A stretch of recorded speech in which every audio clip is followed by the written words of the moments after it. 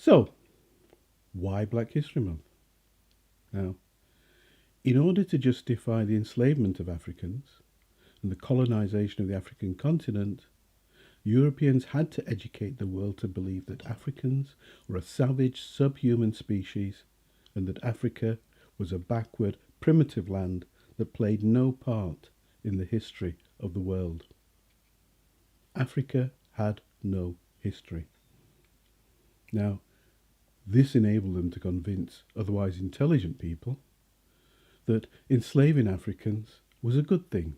It brought them into the civilized world. Colonizing Africa was also good because it developed this savage land, bringing it into modern history. These beliefs were and remain the central tenets of racism.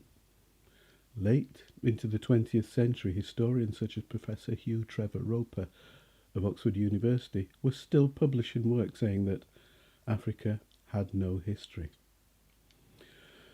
Woodson knew that these claims were based on deliberate lies constructed to facilitate European supremacy, and that in turn facilitated European imperialism.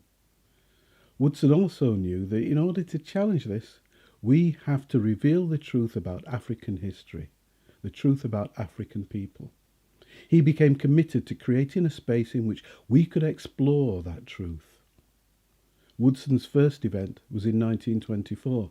It was a relatively small and scheduled only to last a week. The title given at the time was Negro History, and that reflected contemporary political thinking. Woodson knew that you could not address centuries of lies in just 1 week. He desired an annual event.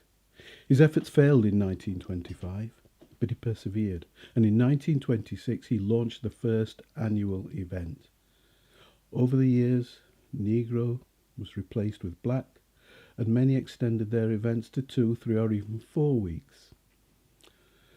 Some commentators have tried to identify the first time the event was formally extended to a month, crediting American universities such as Kent State at the end of the 1960s.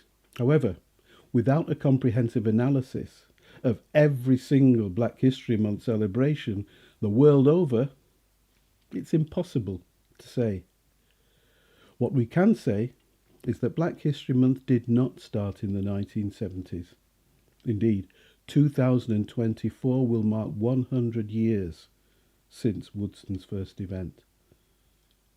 A fact that probably won't even be acknowledged, particularly if our learning only comes from mainstream European sources, be they black or white.